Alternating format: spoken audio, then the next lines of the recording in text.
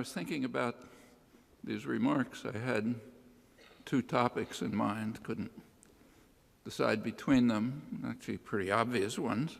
One topic is, what are the most important issues that we face? The second topic is, what issues are not being treated seriously or at all in the quadrennial frenzy now underway called an election. But I realized that there's no problem. It's not a hard choice. They're the same topic, and there are reasons for it, which are very significant in themselves. I'd like to return to that in a moment, but first a few words on the background, beginning with the announced title, Who Owns the World? Actually, a good answer to this was given years ago by Adam Smith, someone we're supposed to worship but not read. He was a little subversive when you read him sometimes. He was referring to the most powerful country in the world in his day, and of course the country that interested him, namely England. And he pointed out that in England, the principal architects of policy are those who own the country, the merchants and manufacturers in his day. And he said they make sure to design policy so that their own interests are most peculiarly attended to. Their interests are served by policy, however grievous the impact on others, including the people of England. But he was an old-fashioned conservative with moral principles, so he added the victims of England, the victims of what he called the savage injustice of the Europeans, particularly in India. Well, he had no illusions about the owners. So to quote him again, all for ourselves and nothing for other people seems in every age of the world to have been the vile maxim of the masters of mankind. It was true then, it's true now. Britain kept its position as the dominant world power well into the 20th century, despite steady decline.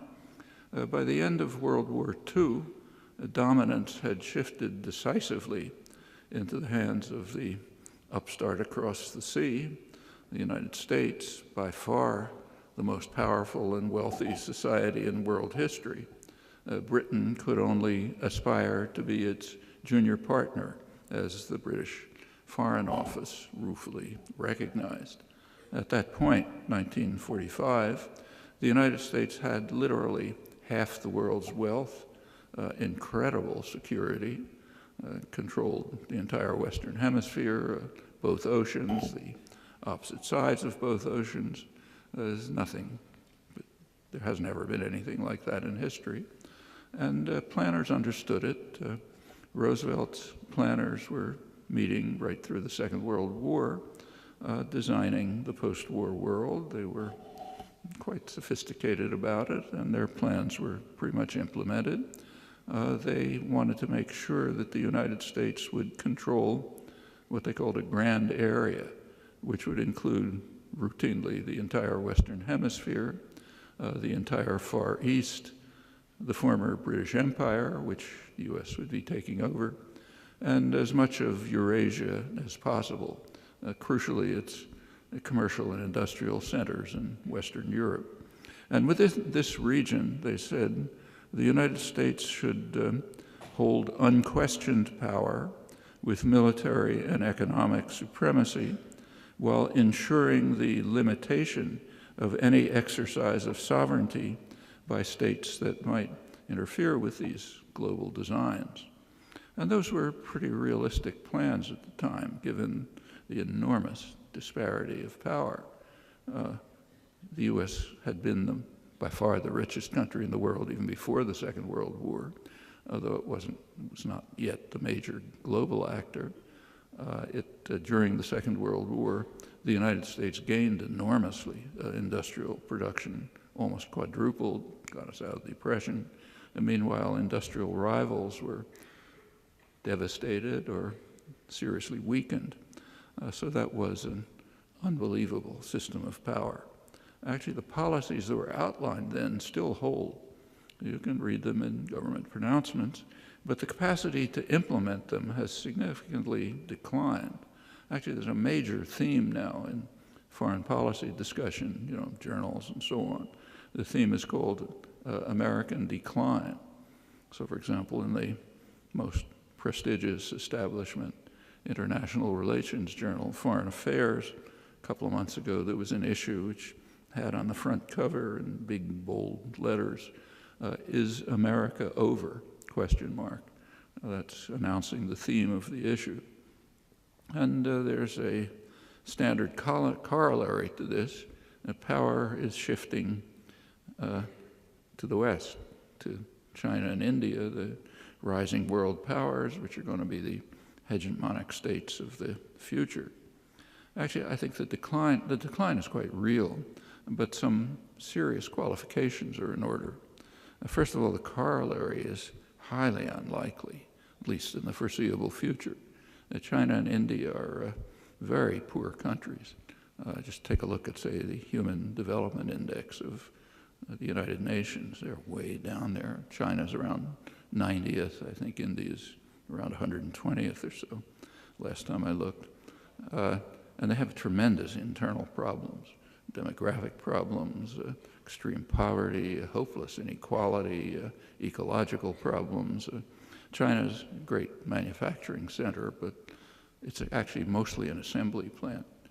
So it assembles parts and components, high technology that comes from the surrounding more advanced industrial centers, Japan, Taiwan, South Korea, Singapore, the United States, Europe, and basically assembles them.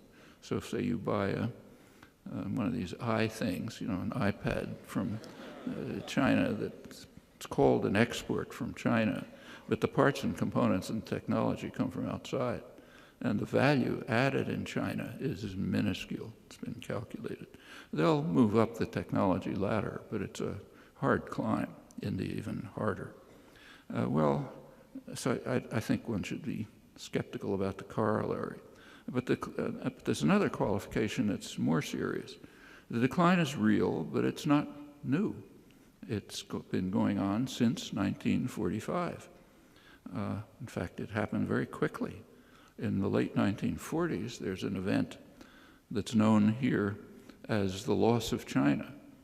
China became independent. That's a loss of a huge piece of the grand area of Asia. And it became a major issue in American domestic policy. Who's responsible for the loss of China? A lot of recriminations and so on. Actually, the phrase is kind of interesting. Like, I can't lose your computer, right? Because I don't own it. I can lose my computer. Well, the phrase loss of China kind of presupposes a deeply held principle of kind of American elite consciousness. We own the world. And if some piece of it becomes independent, we've lost it. And that's a terrible loss. We got to do something about it. It's never questioned, which is interesting in itself.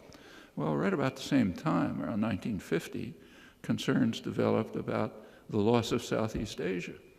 And that's what led the United States into the Indochina Wars, the worst atrocities of the post-war period. Partly lost, partly not. A very significant event in modern history was in 1965, when in Indonesia, which was the main concern, that's the country of Southeast Asia with most of the wealth and resources. There was a military coup in Indonesia. Suharto coup. It led to an extraordinary massacre, what the New York Times called a staggering mass slaughter. It killed hundreds of thousands of people, mostly landless peasants, destroyed the only mass political party, and opened the country up to Western exploitation. Euphoria in the West was so enormous that it couldn't be contained. So in the New York Times, describing the staggering mass slaughter, it called it a gleam of light in Asia. That was the column written by James Reston, the leading liberal thinker in the Times, and the same elsewhere. Europe, Australia. It was a fantastic event. Years later, McGeorge Bundy, who was the National Security Advisor for Kennedy and Johnson, in retrospect, he pointed out that probably would have been a good idea to end the Vietnam War at that point, to pull out. Contrary to a lot of illusions, the Vietnam War was fought primarily to ensure that an independent Vietnam would not develop successfully and become a model for other countries in the region. It would not, to borrow Henry Kissinger's terminology, speaking about Chile, we have to prevent it, what he called the virus of independent development from spreading contagion elsewhere. That's a critical part of American foreign policy since the Second World War, Britain, France, others to a lesser degree. And by 1965, that was over. South Vietnam was virtually destroyed. The war had spread to the rest of Indochina. It wasn't going to be a model for anyone. And the contagion was contained. The Suharto regime made sure that Indonesia wouldn't be infected, and pretty soon the U.S. had dictatorships in every country of the region. Marcos in the Philippines, a dictatorship in Thailand, Chun in South Park in South Korea. It was no problem about the infection. So that would have been a good time to end the Vietnam War, he felt. Well, that's Southeast Asia. But the decline continues. In the last 10 years, there's been a very important event, the loss of South America. For the first time in 500 years, since the conquistadors, the South American countries have begun to move towards independence and a degree of integration. The typical structure of one of the South American countries was a tiny, very rich, westernized elite, often white or mostly white, and a huge mass of horrible poverty, countries separated from one another, oriented towards either Europe or more recently the United States. Last 10 years, that's been overcome significantly, beginning to integrate, the prerequisite for independence, even beginning to face some of their horrendous internal problems. That's the loss of South America. One sign is that the United States has been driven out of every single military base in South America, trying to restore a few, but right now there are none. Well, moving on to just last year, the Arab Spring is another such threat. It threatens to take that big region out of the grand area. That's a lot more significant than Southeast Asia or South America. You go back to the 1940s, the State Department recognized that the energy resources of the Middle East are what they called one of the greatest material prizes in world history, a spectacular source of strategic power. If we can control Middle East energy, we can control the world. You take a look at the U.S.-British coup in Iran in 1953. Very important event. Its shadows cast over the world until today. That was a pretense that it was part of the Cold War. It had nothing to do with the Cold War. What it had to do was the usual fear, independent nationalism. And it wasn't even concerned with access to oil or profits. It was concerned with control of the oil resources of Iran and, in fact, of the region. And that's a theme that runs right through policy decisions, not discussed much, but it's very important to have control, exactly as State Department advisors pointed out in the 40s. If you can control the oil, you can control most of the world, and that goes on. So far, the threat of the Arab Spring has been pretty well contained. In the oil dictatorships, which are the most important ones for the West, every effort to join the Arab Spring has just been crushed by force. Saudi Arabia was so extreme that when there was an effort to go out into the streets, the security presence was so enormous that People were even afraid to go out. There's a little discussion of what goes on in Bahrain, where it's been crushed, but eastern Saudi Arabia was much worse. The Emirates, totally controlled. So that's okay. We managed to ensure that the threat of democracy would be smashed in the most important places. Egypt is an interesting case. It's an important country, not an oil producer. It is a small one. But in Egypt, the United States followed a standard operating procedure. If any of you are going into the diplomatic service, you might as well learn it. There's a standard procedure when one of your favorite dictators gets into trouble. First, you support him as long as possible. But if it becomes really impossible, say the army turns against him, then you send him out to pasture and get the intellectual class to issue ringing declarations about your love of democracy, and then try to restore the old system as much as possible. There's case after case of that. Somoza in Nicaragua, Duvalier in Haiti, Marcos in the Philippines, Chun in South Korea, Mobutu in the Congo, over and over. I mean, it takes genius not to see it. And it's exactly what was done in Egypt and what France tried to do, not quite with as much success in Tunisia. Well, the future is uncertain, but the threat of democracy so far is contained, and it's a real threat. I'll return to that. It's also important to recognize that the decline over the past 50 years is, to a significant extent, self-inflicted, particularly since the 70s. I'll come back to that too. But first, let me say a couple of things about the issues that are most important today and that are being ignored or not dealt with seriously in the electoral campaigns for good reasons. So let me start with the most important issues.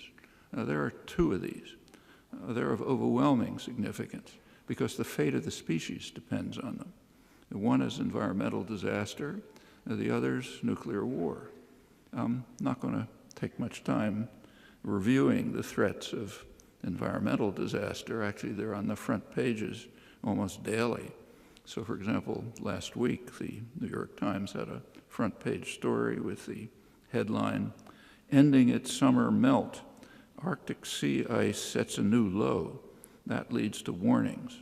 The melting this summer was far faster than was predicted by the sophisticated computer models and the most recent United Nations report.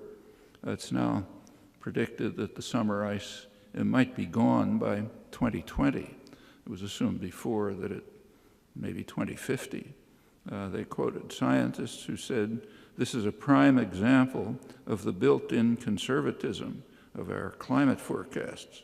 As dire the warnings are about the long-term consequences of heat-trapping emissions, many of us fear that they may still be underestimating the speed and severity of the impending changes." Actually, there's a climate change study program at MIT where I am. They've been warning about this for years and repeatedly have been proven right. The Times report discusses briefly the severe impact of all of this on the global climate, and it adds, but governments have not responded to the change with any greater urgency about limiting greenhouse emissions. To the contrary, their main response has been to plan for exploitation of newly accessible minerals in the Arctic, including drilling for more oil. That is, to accelerate the catastrophe. That's quite interesting. It demonstrates an extraordinary willingness to sacrifice the lives of our children and grandchildren for short-term gain, or perhaps an equally remarkable willingness to shut our eyes so as not to see impending peril. There's things you sometimes find with young infants. Something looks dangerous. Close my eyes and won't look at it. Well, there is another possibility. I mean, maybe humans are somehow trying to fulfill a prediction of great American biologist who died recently, Ernst Mayr. He argued years ago that intelligence seems to be a lethal mutation. And he had some pretty good evidence. There's a notion of biological success, which is how many of you are there around? You know, that's biological success. And he pointed out that if you look at the tens of billions of species in world history, the ones that are very successful are the ones that mutate very quickly, like bacteria, or the ones that have a fixed ecological niche, like beetles. They seem to make out fine. But as you move up the scale of what we call intelligence, success declines steadily. When you get up to mammals, it's very low. There are very few of them around. And there's a lot of cows. It's only because we domesticate them. When you get to humans, it's the same. Till very recently, much too recent a time to show up in any evolutionary accounting, the humans were very scattered. There were plenty of other hominids, but they disappeared, probably because humans exterminated them, but nobody knows for sure. Anyhow, maybe we're trying to show that humans just fit into the general pattern. We can exterminate ourselves too, the rest of the world with us, and we're hell-bent on it right now. Well, let's turn to the elections. Both political parties demand that we make the problem worse. In 2008, both party platforms devoted some space to how the government should address climate change. Today, in the Republican platform, the issue has essentially disappeared. But the platform does demand that Congress take quick action to prevent the Environmental Protection Agency from regulating greenhouse gases. So let's make sure to make it worse. And it also demands that we open the Alaska's Arctic refuge to drilling, I'm quoting now, in order to take advantage of all of our American God-given resources. You can't disobey God, after all. On environmental policy, the program says we must restore scientific integrity to our public research institutions and remove political incentives from publicly funded research. All of that's a code word for climate science. Stop funding climate science. Romney himself says there's no scientific consensus, so we should support more debate and investigation within the scientific community, but no action except to act to make the problems worse. Well, what about the Democrats? They concede that there's a problem and advocate that we should work toward an agreement to set emissions limits in unison with other emerging powers. But that's it, no action. And in fact, as Obama has emphasized, we have to work hard to gain what he calls 100 years of energy independence by exploiting domestic or Canadian resources, by fracking and other elaborate technologies. It doesn't ask what the world will look like in 100 years. So there are differences. The differences are basically about how enthusiastically the lemmings should march towards the cliff. Let's turn to the second major issue, nuclear war. It's also on the front pages daily, but in a way that would seem outlandish to some independent observer viewing what's going on Earth, and in fact does seem outlandish to a considerable majority of the countries of the world. The current threat, not for the first time, is in the Middle East, focusing on Iran. The general picture in the West is very clear. It's far too dangerous to allow Iran to reach what's called nuclear capability. That is, the capability enjoyed by many powers, dozens of them, to produce nuclear weapons if they decide to do so. As to whether they've decided, U.S. intelligence says it doesn't know. The International Atomic Energy Agency just produced its most recent report a couple of weeks ago, and it concludes, I'll quote it, "It cannot demonstrate the absence of undeclared nuclear material and activities in Iran." That is, it can't demonstrate something which cannot, a condition that can't be satisfied. There's no way to demonstrate the absence of the work.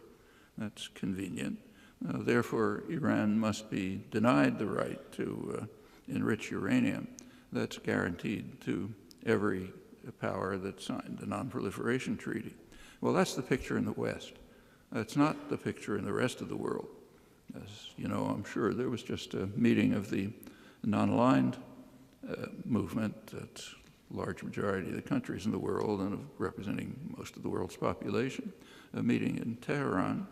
And once again, not for the first time, they issued a ringing declaration of support for Iran's right to enrich uranium, right that every country has that signed the Non-Proliferation Treaty. Pretty much the same is true in the Arab world. It's interesting. I'll return to that in a moment. There is a basic reason for the concern. It was expressed succinctly by General Lee Butler. He's the former head of the U.S. Strategic Command, which controls nuclear weapons and nuclear strategy.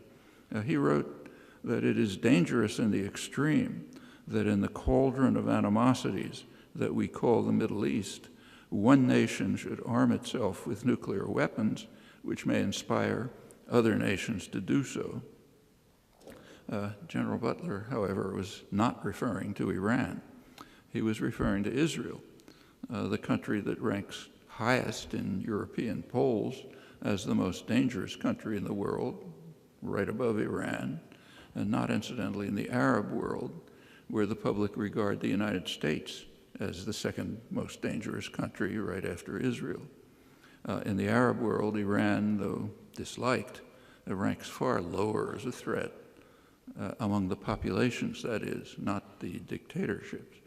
With regard to Iranian nuclear weapons, nobody wants them to have them, but in many polls, majorities, sometimes considerable majorities, have said that the region would be more secure if Iran had nuclear weapons to balance those of their major threats. Now, there's a lot of commentary in the Western media and journals about Arab attitudes towards Iran. And what you read commonly is that the Arabs want decisive action against Iran, which is true of the dictators. It's not true of the populations. But who cares about the populations, what are called disparagingly the Arab street? We don't care about them. That's a reflection of the extremely deep contempt for democracy among Western elites. I mean, so deep that it can't be perceived. You know, it's just kind of like reflexive. The study of popular attitudes in the Arab world, and there is very extensive study by Western polling agencies, it reveals very quickly why the U.S. and its allies are so concerned about the threat of democracy and are doing what they can to prevent it.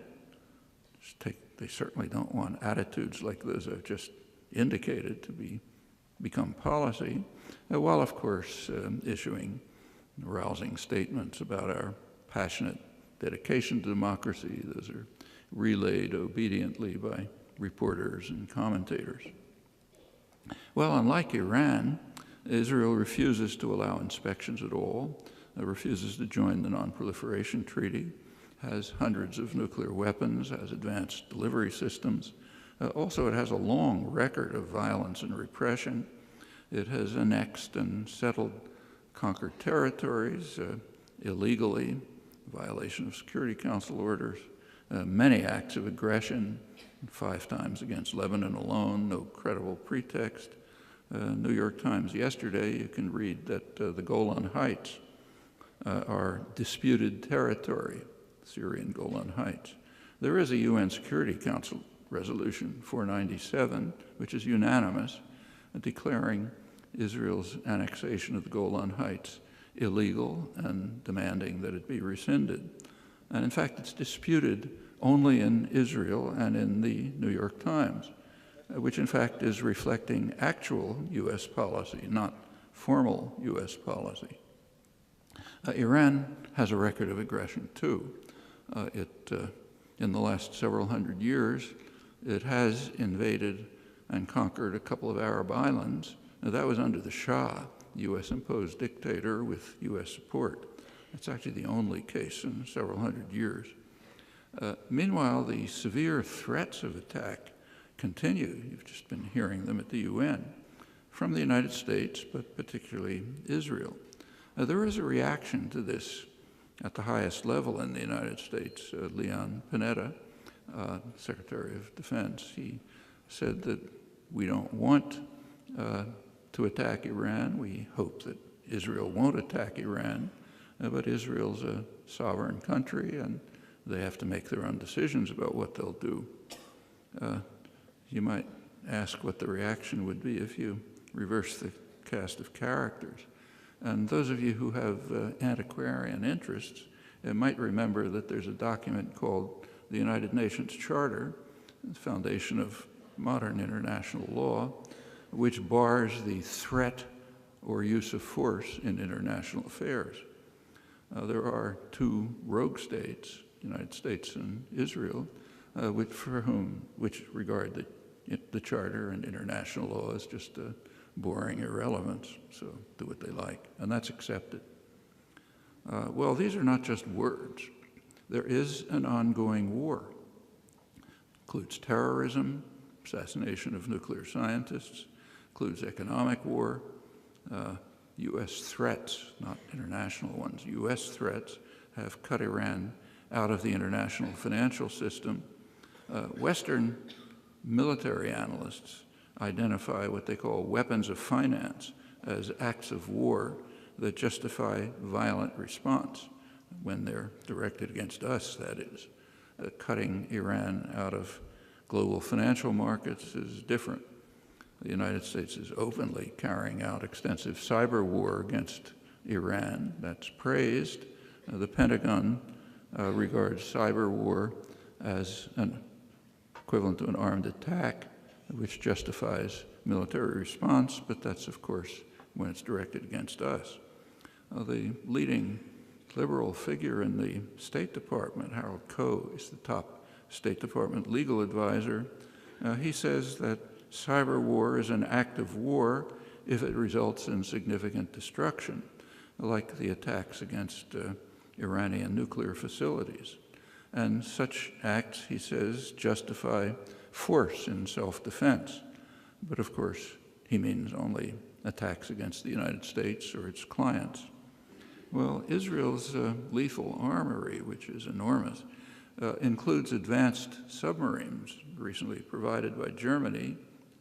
These are capable of carrying Israel's nuclear-tipped missiles, and these are sure to be deployed in the Persian Gulf or nearby if Israel proceeds with its plans to bomb Iran, or more likely, I suspect, to try to set up conditions in which the United States will do so.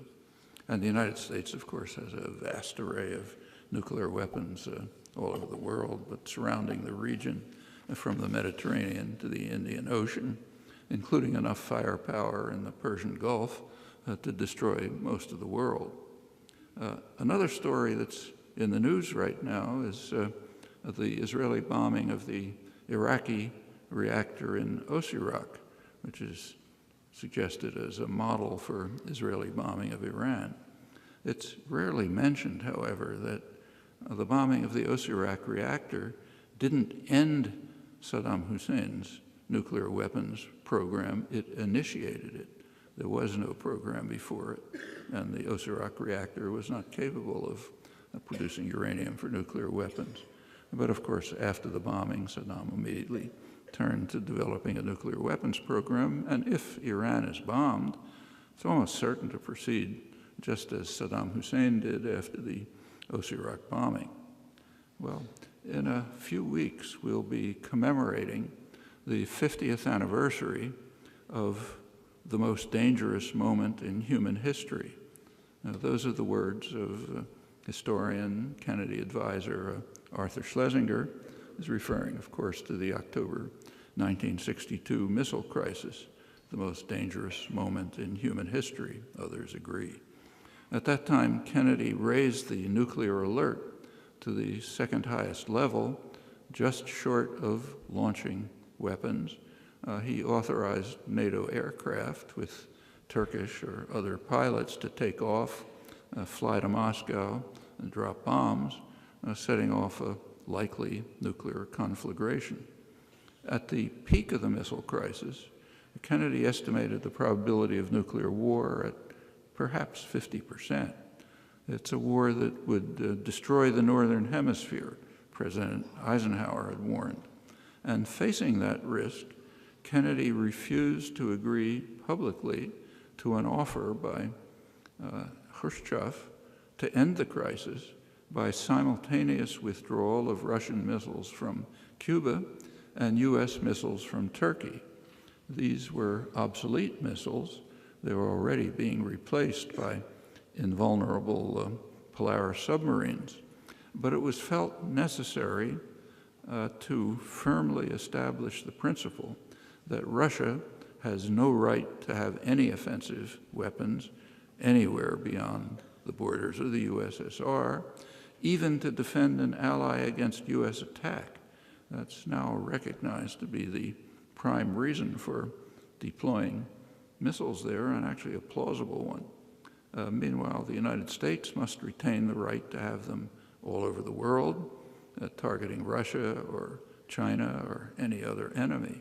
In fact, in 1962, we've just recently learned, the United States had just secretly deployed nuclear missiles to Okinawa aimed at China.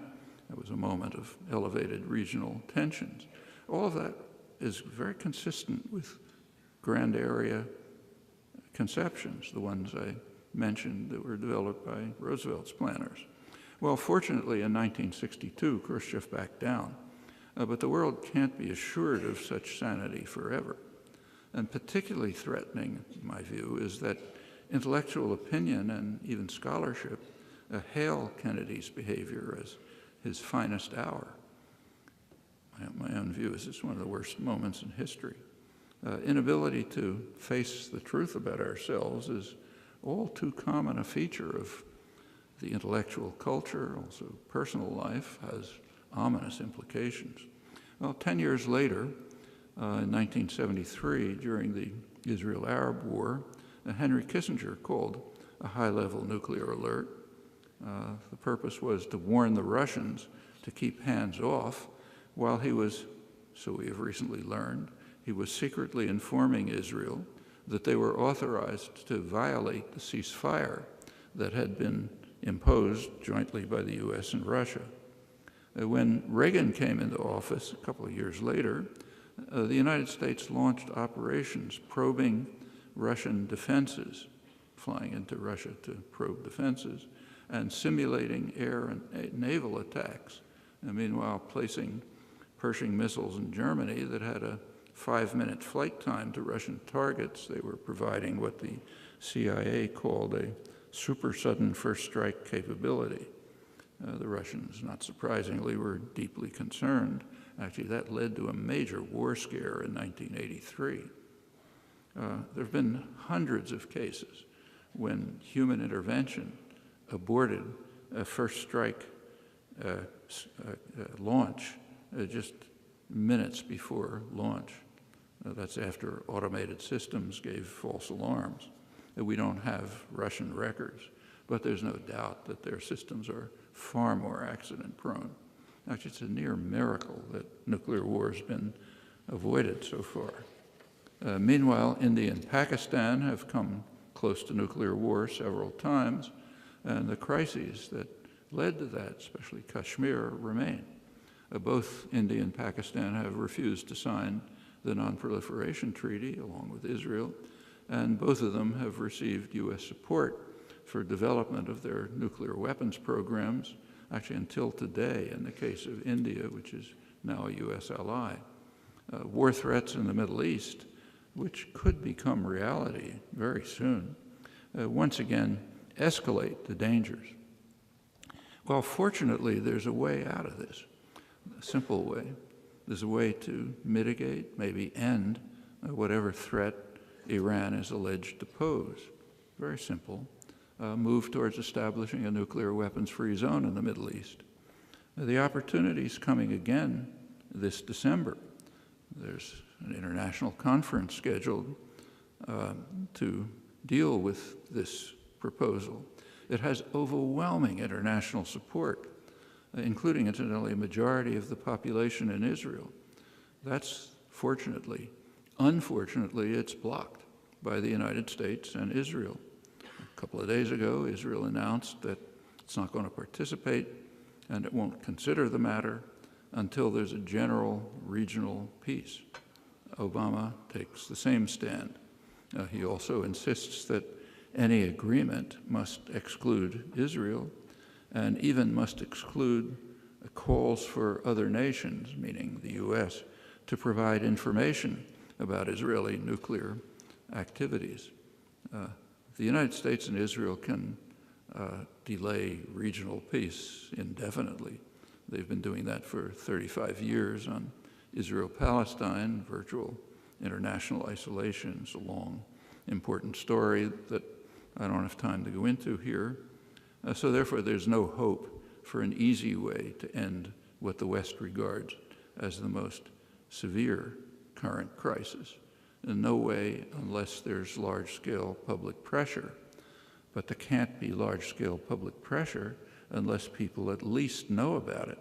And the media have done a stellar job in averting that danger. Nothing reported about the conference or about any of the background. No discussion, apart from specialist arms control journals where you can read about it. So that blocks the easy way to end the worst existing crisis unless people somehow find a way to break through this. Well, turning to the election, there's unanimity in ignoring all of this, not a word.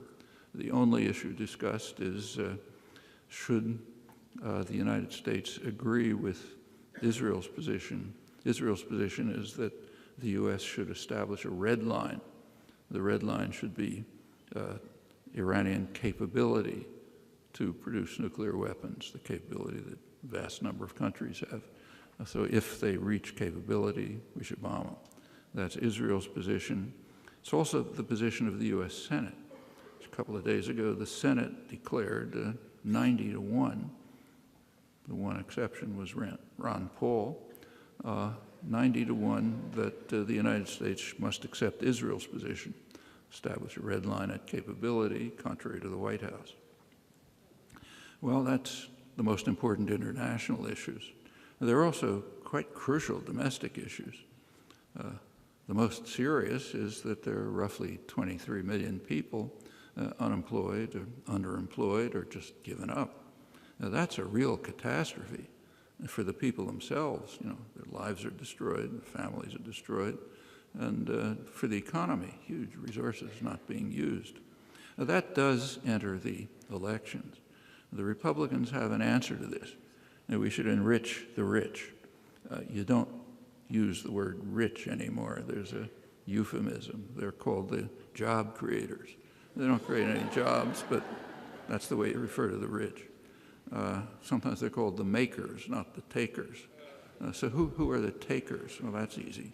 The big banks, for example, are enormous takers. They get $30 billion a year from just the government insurance policy alone, too big to fail policy. Some estimated at about $60 billion. The super rich are incredible takers. So you take a look just at tax breaks. Tax breaks amount to more than 7% of GDP, gross domestic product. That's 2/5 as large as the entire federal government. The tax breaks are overwhelmingly regressive, favoring the rich. And how do they achieve that nice outcome? By lobbying heavily and systematically contributing to political campaigns. I'm quoting that radical rag, Foreign Affairs. There are many other regressive devices, patent laws designed to radically increase the price of drugs and others, research and development, procurement, all techniques for enriching the private sector. Particularly significant since the 1970s, a big change in the way the economy works then, particularly significant since then are financial institutions. There is a role for banks in a state capitalist economy. So, for example, what a bank is supposed to do is take your deposit and decide to lend it to somebody who wants to do something with it, like, buy a car, or send the kids to college, or start a business, buy a house, whatever it might be. That's the function of banks. And it was pretty well filled that during the great growth period, what's sometimes called the Golden Age, the 50s and the 60s, enormous growth period, pretty egalitarian. That's pretty much what banks were doing. At that time, the New Deal legislation still prevailed, including a fair amount of regulation, so there were no financial crises. Since the 1970s, that's all changed. There's been a huge explosion of financial institutions, mostly dedicated to financial manipulations. Now, take a look at the business pages of the New York Times today. There's a big debate about whether there should be some regulation on super fast automated trading, where you can cut a trade by, a microsecond or something and maybe beat somebody else out, which is causing all kind of problems. And Europe and Australia and Canada are trying to clamp down on it. The United States is hanging back, but there's plenty of this. By 2007, financial institutions had literally reached 40% of corporate profits. Well, what's the impact of this on the economy? Actually, before the recent crash, there was very little study of it. The reason is there's a kind of a religious doctrine. The doctrine is markets know best, so it had to be beneficial. So if you're a well-trained economist, you just don't look at it. After the crash, there was a kind of a change of mood, somewhat. So prominent international economists wrote, I'm quoting, that an emerging consensus is developing among economists on the need for macro-prudential supervision of financial markets. There's growing recognition that our financial system is running a doomsday cycle. That whenever it fails, we rely on lax money and fiscal policies to bail it out. Now, this response teaches the financial sector a lesson. Take large gambles to get paid handsomely, and don't worry about the costs. They'll be paid by the taxpayers through bailouts and lost jobs.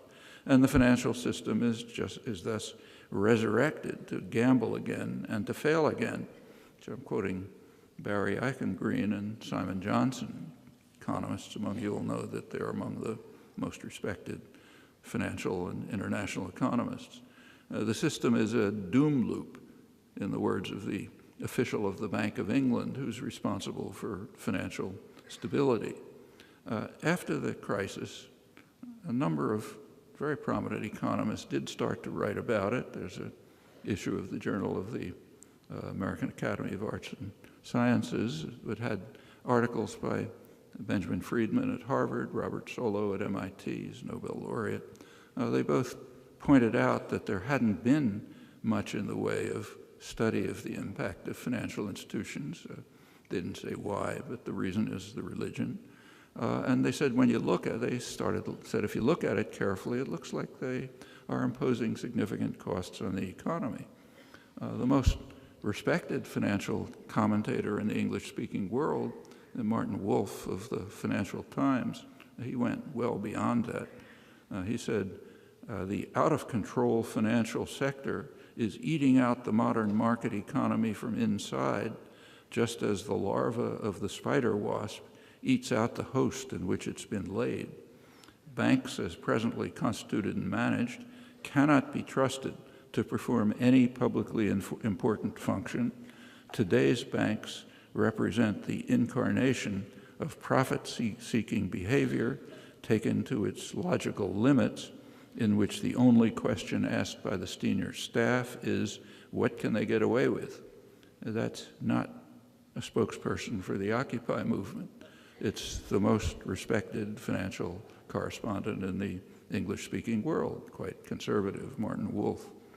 Actually, there's a study by two leading economists, one a Nobel laureate, Paul Romer and George Akerlof, who found that the most lucrative strategy for executives at big banks would be to loot them, to pay themselves vast rewards, knowing full well that the government, meaning the taxpayer, will move in and save them from bankruptcy. That was 20 years ago. It's a lot worse today. There are some limited steps to try to deal with this, but they're being beaten back by armies of lobbyists. Well, that's the takers. What about the makers, working people? They're under constant attack. The fiscal policies and trade policies are designed to undermine manufacturing, to set workers in competition with each other around the world, with the poorest, to drive down wages. Meanwhile, protect professionals. They're given all kinds of protections. They're not supposed to compete. Unions are under terrific attack. It's been going on since the 1940s, but in the last generation, it's been very harsh. Employers have been basically told that they can violate the laws at will, and of course they're following it. Clinton, that was Reagan. Clinton, which led to about a tripling of firing of organizers illegally. Clinton added his own method. It was called NAFTA. NAFTA gave opportunities for employers to threaten to move plants to Mexico in order to break strikes. That's illegal, of course, but when you have a criminal state, it's fine to act illegally. That, under a NAFTA study, that led to a very sharp increase in breaking strikes illegally. By now, they practically don't exist. Private sector unionization is down to about 7%. Public workers have so far defended themselves, but they're under terrific attack. No time to go into it, but I should mention that Obama takes part in it. All of this has been accelerated under a strong right-wing backlash that took place, backlash against the 60s, that took place from the early 70s. Major change in the nature of the economy towards financialization, leading to what I described, and offshoring. That led very quickly to concentration of wealth. Concentration of wealth leads to concentration of political power, almost reflexively. That leads to legislation to enhance the process, the vicious cycle, fiscal policy, deregulation, rules of corporate governance, quite a lot. So the vicious cycle goes on. And it leads to what in the Occupy slogan, which has now become prevalent, the 1%, 99% distinction. Actually, 1% is wrong. It's more like 0.1% versus the rest if you actually look at income distribution. It's highly concentrated in a fraction of 1%, CEOs, hedge fund managers, and so on. For the majority, it's stagnation and decline. Meanwhile, costs of elections have skyrocketed. The Supreme Court just has given its help a couple of times. There are studies of the outcome by very good political scientists. The most recent one, good book by Martin Gilens, concludes that 70% of the public are powerless to shape government policy, his phrase. Meanwhile, the rich get what they want, and the mechanisms are by no means obscure. This has changed the political parties. The Republicans, some time ago, abandoned any pretense of being a normal parliamentary party. They are just dedicated, lockstep, with a kind of catechism that everyone has to repeat towards service to the super rich and the corporate sector. You can't get votes that way. So they've been compelled to mobilize sectors of the population that have always been there and are substantial, but were never politically mobilized before.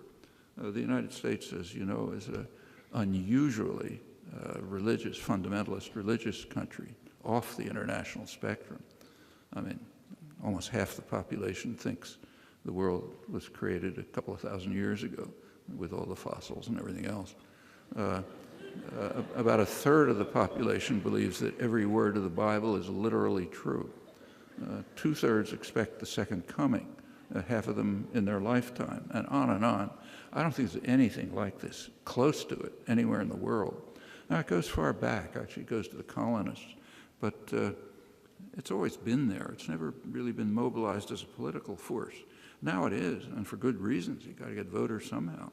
There's also a nativist tradition. People are afraid that, they're coming after us. And it's amazing to watch. So Rand Paul, who's the young libertarian hero in the Senate, right now he's organizing a campaign to try to get people to block the Small Arms Treaty at the United Nations. It's an important treaty. Small arms are massacring people all over the world, and almost 80% come from the United States. But he has a rationale. He says the Arms Control Treaty is a plot by the United Nations and the socialists, or radicals, Obama and Clinton, to try to take away our arms so that when the UN comes to attack us, we won't be able to defend ourselves. You can't find this anywhere in the world, nothing remotely like it. But these sectors are there. They've been around. It's old traditions. They're now being mobilized because there's no other way to get votes. And that's why you get what you've just seen in the Republican primaries. I mean, near lunacy. People in the rest of the world are looking at this and can't believe what's happening in the country. Well, what's happening is quite understandable. When one of the two political parties abandons any pretense of being a parliamentary party, just serves the super rich, lockstep uniformity, there's no other way for them to survive. They've got to mobilize these sectors to get votes. That's what's happening. It's commonly said that moderate Republicans have disappeared, which is not quite true. They are now centrist Democrats, and the Democratic Party is veered to the right as well, seeking the same corporate dollars, not quite as fast. Well, there's a recent study by the Economic Policy Institute, that's the major source of regular, reliable information on and analysis of the economy. The recent study is called Failure by Design. It reviews the data. It's simple. It's worth reading. It's a very simple presentation of a lot of data. It reviews the data on the impact of the, what are called the neoliberal policies of the past generation, which includes astonishing concentration of wealth, while wages and incomes have stagnated or declined. Working hours have increased far beyond Europe. The weak benefit system has eroded. This, incidentally, in the richest and most powerful country in history with extraordinary advantages. The authors of the study point out that the failure they refer to is class-based. So the designers, they've achieved spectacular success. And they also stress that it is design. That is, there have been alternative policies. They were always possible, they still are. But it will take the kind of activism that brought about the New Deal, progressive step in the 60s, back to much earlier days, in order to do something about this. I mean, progress doesn't come as a gift from above. The post-Golden Age economy, the one reviewed by this pamphlet, it's actually enacting a nightmare that was envisaged by the classical economists, Adam Smith and David Ricardo. Both of them recognized, they're talking about England, of course, they recognized that if British merchants and manufacturers invested abroad and relied on imports, they would profit, but England would suffer. Both of them hoped that these consequences would be averted by what's called in the literature home bias. That is a preference to do business in the home country and see the home country grow and develop. Therefore, as if by an invisible hand, England would be saved from the ravages of global markets. Actually, that's the one occurrence of the famous phrase, invisible hand, in Smith's classic Wealth of Nations. It's pretty hard to miss. It's the only occurrence, and it's basically in an argument against neoliberal globalization. David Ricardo, his successor, hoped that thanks to home bias, I'm quoting him now, most men of property would be satisfied with the low rate of profits in their own country rather than seek a more advantageous employment for their wealth in foreign nations, feelings that I would be sorry to see weakened. Same point, essentially. Actually, that one was brought to light, I didn't know it before, in an important book on globalization that was produced here by the Political Economy Research Institute. In the past 30 years, Adam Smith's masters of mankind have abandoned sentimental concerns for the welfare of their own society, concentrating instead on short-term gain, huge bonuses, the country be damned, as long as the powerful nanny state remains intact to serve their interests. The developing picture is very aptly described in a brochure for investors that was produced by Citigroup. It's a huge investment bank and so on that's once again feeding at the public trough. It's been doing that regularly for 30 years in a cycle of risky loans, huge profits, crash, bailout by the public. The bank's analysts, this is a brochure for investors, they describe a world that's dividing into two blocks, one of which they call the plutonomy. Then there's the rest, the vast majority. Now they're sometimes called the global precariat, those who are living a precarious existence, whether or not they're lucky enough to get employment. In the United States, they're subject to growing worker insecurity. That, if you didn't know, is the basis for a healthy economy. Federal Reserve Chair Alan Greenspan explained that to Congress while he was lauding his performance in economic management. Actually, that's the real shift in global society, and not to China and India, but to the global plutonomy. And the Citigroup analysts understand it. They advise investors to focus on the very rich, where the action is. They have something called a plutonomy stock basket, which is investments on things that the rich want. And they point out that it's far outperformed the world index of developed markets since 1985. That's when the Reagan-Thatcher economic programs of enriching the very rich and punishing the rest were taking off. And by shredding the remnants of political democracy, the masters also lay the basis for carrying the lethal process forward, and will continue to do so as long as their victims are willing to suffer in silence, which is always a choice and never a necessity. Thanks.